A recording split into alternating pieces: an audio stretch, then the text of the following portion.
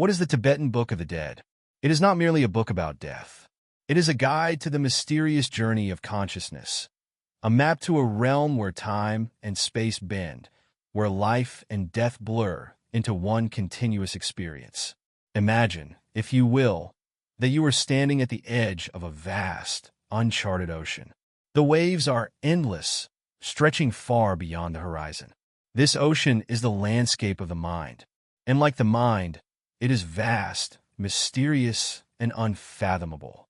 The Tibetan Book of the Dead reveals that life, death, and rebirth are not separate. They are part of the same eternal dance. The truth it whispers is this: there is no final destination, only an eternal flow of consciousness moving through the realms of existence. But what if death is not an end? What if it is just another doorway, a doorway to another way of being, a deeper understanding of who we truly are? This is the mystery. This is the invitation. In Tibetan Buddhism, there is a word, Bardo, a word that describes an intermediate state, a liminal space where transformation takes place. And while we often think of the Bardo as existing between death and rebirth, it also applies to any moment of change or transition. Every moment of our lives is, in a sense, a Bardo, a passage from one state of being to another. Every breath, every thought, every fleeting emotion is part of an ever-evolving process of becoming.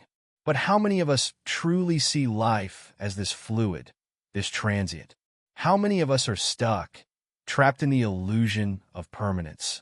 The Bardo Thödol teaches us to be aware of these transitions, to recognize the impermanence of all things, to understand that death is not something to fear, but something to embrace, a necessary part of the journey. The Tibetan Book of the Dead is not a book to be read with the intellect alone. It is a guide to be felt, experienced in the very fibers of your being. It invites you to ask profound questions. What happens after we die? What is consciousness? But here's the deepest question of all. Who are you really? Perhaps the greatest revelation of this text is not the answer to the question of death, but the recognition that life itself is the greatest mystery.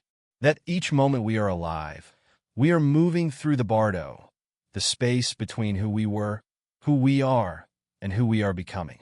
The Tibetan Book of the Dead invites us to step into the unknown, to understand that life and death are not opposites, but two sides of the same coin.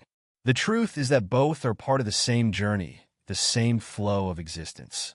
It challenges us to live fully, not in the illusion of permanence, but in the ever-changing, ever-flowing river of time and consciousness. To be present with each breath, each thought, each moment. And when we embrace this truth, we realize something astonishing. We are not just moving through time. We are time itself. We are the process of becoming. In that moment of recognition, when you see the Bardo of life, death, and rebirth as one continuous process, you begin to awaken. And in awakening, you come to understand something even deeper. That life itself is not a destination. It is a journey of constant transformation. And at every point in this journey, we have the opportunity to awaken to the truth of who we are. So, what is the Tibetan Book of the Dead? It is not just a guide to death. It is a guide to living. It teaches us to understand the impermanence of all things and to live with awareness of the transitions that shape our lives. It reminds us that we are not defined by the stories we tell ourselves. We are the awareness, the consciousness, the very essence of existence itself. And in understanding this, we unlock the power to live fully, not just until death, but beyond it. Before we can understand death, we must first understand life.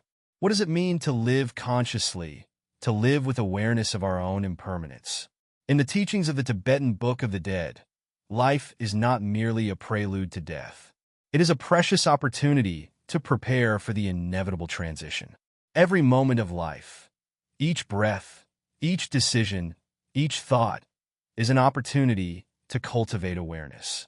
It is through living consciously that we begin to prepare ourselves for the moment when we must let go of everything we know. What if death isn't something we should fear, but something we should embrace?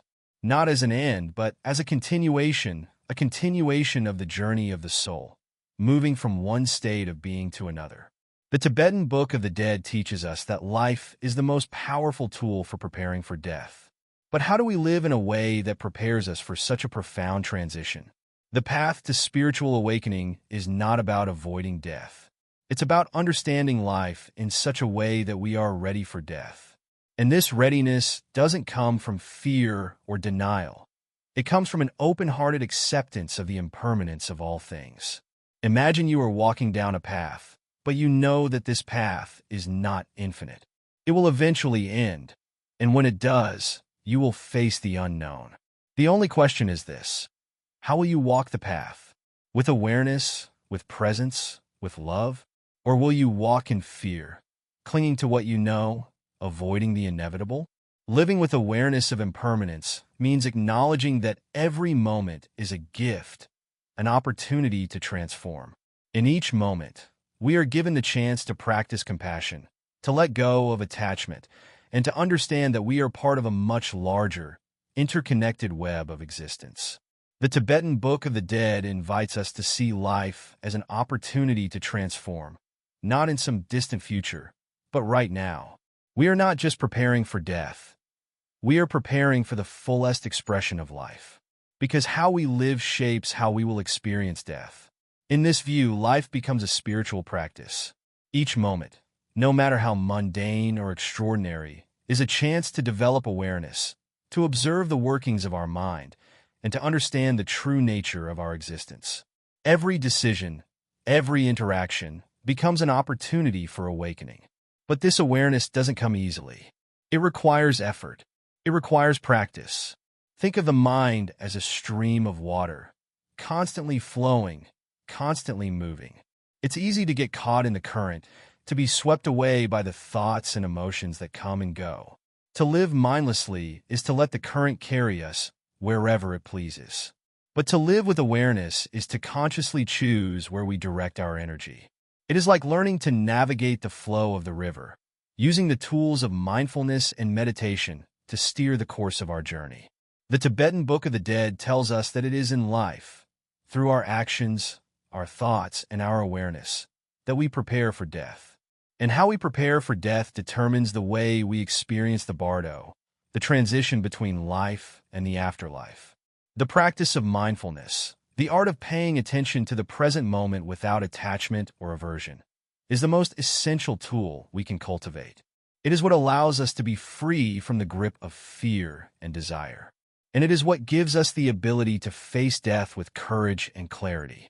When we practice mindfulness, we begin to see the world as it truly is, not as a series of distractions and desires, but as a collection of moments, each one arising and passing away, like waves on the surface of the ocean. In this awareness, we begin to see through the illusion of permanence. We begin to understand that all things are temporary, that everything is in a constant state of change. This understanding of impermanence is not something that causes despair. It is the foundation of freedom. By recognizing that everything we experience is fleeting, we are freed from the need to cling to it. And in that freedom, we can find peace. So, how do we live in such a way that prepares us for the moment of death? The Tibetan Book of the Dead offers a simple answer: by living with awareness of impermanence.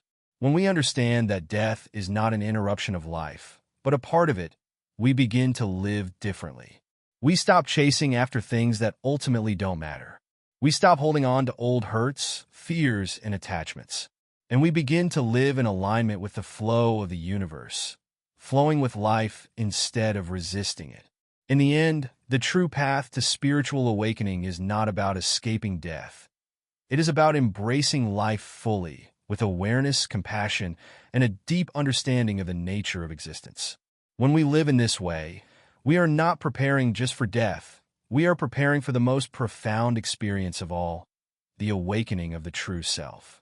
The Tibetan Book of the Dead asks us to see life as a spiritual journey, not just a race to achieve external success or pleasure, but as an opportunity to cultivate the inner qualities that allow us to live with wisdom, compassion, and presence. By living consciously, we free ourselves from the fear of death. And by embracing impermanence, we transform every moment of life into an opportunity for spiritual awakening. We become the masters of our own journey, moving through the bardos of life, death, and rebirth with clarity, courage, and love. So, how will you live today? Will you live in the shadow of fear, clinging to the illusion of permanence? Or will you live with the awareness that every moment is a precious gift, an opportunity to awaken to the truth of who you are? The choice is yours. We have journeyed through life, preparing ourselves for death through mindfulness, awareness, and detachment. But now we approach the most mysterious and profound part of the journey, the moment of death itself. What happens when we die? What is it that continues after the body ceases to function? In the teachings of the Tibetan Book of the Dead, the moment of death is not an ending, but a transition, a crossing into a new phase of existence. But to understand this transition, we must first understand the nature of consciousness itself. Consciousness is not something that is tied to the body. It is not something that exists in isolation or in a singular fixed form. Rather, consciousness is a vast, ever-changing stream, flowing through us and through all of existence. At the time of death, the consciousness is released from the physical body, but it does not vanish.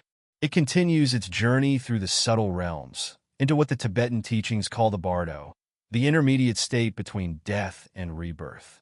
As we die, the elements of the body, the earth, water, fire, and air, begin to dissolve. This is a gradual process, and it corresponds to a shift in the nature of our consciousness. First, the earth element dissolves, and with it, the sense of solidity and form. We feel the loss of the body's weight, and a sense of lightness emerges. The body becomes insubstantial, and we are left with the awareness of our own consciousness. Next, the water element dissolves, and with it, our sense of fluidity and emotion. We experience a deep, inner stillness as the emotional patterns that once shaped us fade into the background. The sense of attachment to our experiences, our desires, and our emotions begins to dissolve. Then comes the fire element, and with it, our sense of warmth, energy, and vitality. The fire fades, and the world around us grows cold and distant. As the fire fades, so too does our life force, leaving us with a profound sense of emptiness. Finally, the air element dissolves, and we are left with the purest, most subtle form of consciousness, the clear light. This is the moment of greatest potential, the moment when our consciousness is no longer confined to the body. It is a moment of liberation and clarity, a moment when we are free to transcend the limitations of the physical world.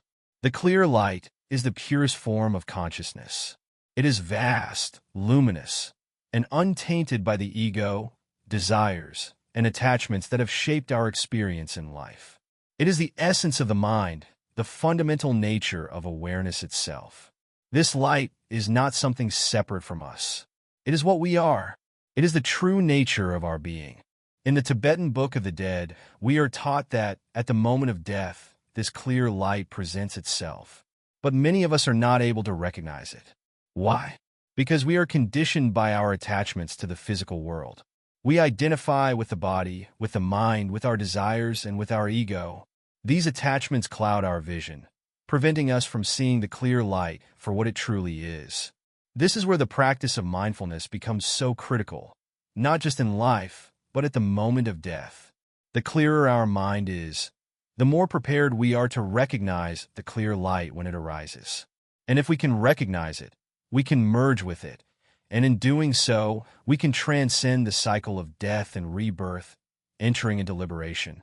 But if we do not recognize the clear light, if we are not prepared to face the dissolution of the elements and the release of consciousness, then we enter the Bardo, the intermediate state between death and rebirth.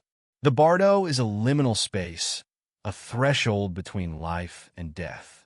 In this state, the consciousness is free from the constraints of the body, but is not yet fully liberated. It is a place of uncertainty, of confusion, and of potential. The Tibetan Book of the Dead describes the Bardo as a place where the soul encounters vivid and often terrifying visions, projections of its own past actions, thoughts, and desires. During this time, the soul is confronted with its karmic patterns, the imprints of its actions in the physical world. These karmic patterns manifest as projections in the Bardo, which may appear as frightening deities, powerful lights, or confusing landscapes. These visions are not external realities, but reflections of the mind's attachments, fears, and desires. The experience of the Bardo is deeply shaped by our karmic history, the actions we have taken in life. If we have lived with mindfulness and awareness, we may be able to recognize the projections for what they are, illusions created by our own mind. But if we have lived in ignorance, clinging to attachment and desire, the Bardo can be a terrifying place, full of confusion and suffering. In the Bardo, the soul will encounter various possibilities for rebirth. It may be drawn to the visions and experiences that reflect its karmic attachments, and from these attachments, it will be reborn into another life, continuing the cycle of samsara, the endless cycle of birth, death, and rebirth. But there is also a chance for liberation. The Tibetan Book of the Dead teaches that by maintaining awareness and recognizing the clear light or the true nature of mind, the soul can transcend the cycle of rebirth and attain liberation. This is the ultimate goal, not to be reborn, but to be freed from the cycle of suffering altogether. The key to navigating this transition is awareness. If we approach death with mindfulness, we can recognize the nature of our consciousness and the clear light that arises at the moment of death. If we fail to recognize it, we may be caught in the cycle of the Bardo and rebirth. But even in the Bardo, there is hope. Through awareness, we can awaken, even in the midst of confusion. The Tibetan Book of the Dead teaches that death is not the end. It is simply another phase in the journey of the soul. And while the journey through the Bardo can be difficult, it is also full of potential. The question is not what happens at the moment of death, but whether we are ready to meet it with clarity and wisdom. After death, consciousness enters a liminal realm, an intermediary space between life and rebirth, known as the Bardo. This is not a place of rest or peace, but a state of intense experience. It is a place where time and form lose their familiar meaning, where the boundaries between the inner and outer worlds blur. It is a realm where the soul encounters the fruits of its past actions, desires, and attachments. But the Bardo is not something to fear. It is a space full of potential, a realm where the soul can either continue its journey in ignorance or attain liberation. And whether we are able to navigate the Bardo successfully depends entirely on how we have lived our lives and, perhaps more importantly, how we approach the Bardo itself. In the Tibetan Book of the Dead, we find a detailed map of the Bardo states, outlining the stages that the soul may experience after death. The Bardo is not a singular, fixed experience, but a dynamic process, one that is shaped by the karmic imprints and mental patterns accumulated during life. The first Bardo is the Bardo of the moment of death itself. This is the initial experience that unfolds as the body dissolves and the consciousness enters the subtle realms. During this phase, the consciousness is presented with the purest, most expansive form of awareness, the clear light. This light represents the true nature of consciousness, vast and unchanging, beyond the illusions of the physical world. If the consciousness is clear, unclouded by fear or attachment, it may merge with the clear light, attaining liberation from the cycle of birth and death. But most of us are not prepared for this experience. We are overwhelmed by the dissolution of the body and the unfamiliarity of the experience, unable to recognize the clear light for what it is. Instead of merging with the clear light, the consciousness is drawn into the second Bardo, the Bardo of becoming, a state in which the soul faces the potential for rebirth. In the Bardo of becoming, the consciousness begins to perceive visions, images, and experiences that reflect its past actions, thoughts, and desires. These projections arise from the karmic patterns accumulated throughout life, creating a realm that is simultaneously familiar and strange. The soul may encounter peaceful or wrathful deities, terrifying landscapes, or familiar images from its past life. These projections are not external realities, but inner experiences, the manifestations of the mind. This is where the danger lies.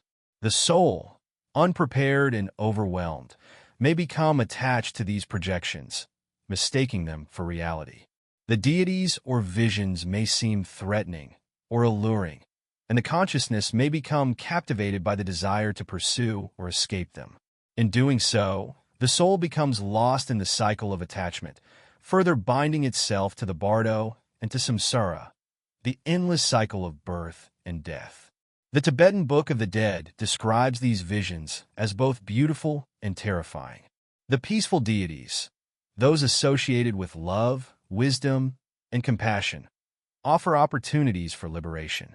But the wrathful deities, with their fierce forms and overwhelming presence, reflect the fears and attachments that still grip the soul. These deities may seem to appear with destructive force, but they are only the mental projections of our own fears. In this phase of the bardo, the soul is presented with choices shaped by its karmic patterns. These choices are not external. They are internal, arising from the mind's projections. If the consciousness can remain calm, detached, and aware, it may see through the illusion of these visions. But if it becomes attached to them, it risks being pulled back into the cycle of rebirth. The key to navigating the bardo of becoming lies in maintaining awareness and non-attachment. If the soul can recognize the nature of the visions and deities for what they are, illusory projections, it may be able to transcend them. The peaceful deities represent the potential for liberation, while the wrathful deities, though intimidating, are also guides. They urge us to face our fears, our attachments, and our delusions. By recognizing these projections as part of our own mind, we can begin to release the attachments that bind us. In this state, the consciousness is confronted with the full force of its karmic patterns. If it does not recognize the illusory nature of these projections, it may be drawn into a new cycle of birth, shaped by the desires and fears that remain unresolved. But if it can remain clear, it may find the doorway to liberation. The Tibetan Book of the Dead presents a map of the bardo, a guide for the soul navigating the afterlife. But it is not just a map for the dead, it is a map for the living. The lessons of the bardo, the importance of awareness, mindfulness, and detachment, are just as relevant in our everyday lives. Every moment is an opportunity to navigate the bardo of life. Every fear, every desire, every attachment that arises is a vision of the mind, a projection. By cultivating awareness in our daily lives, we prepare ourselves for the moment of death, for the experience of the bardo, and for the potential of liberation. In life, as in death, the key is to see through the illusions, to recognize the true nature of our consciousness, and to remain aware. In this way, the bardo becomes not just a place we visit after death, but a mirror of our inner life, offering us countless opportunities to awaken and transcend.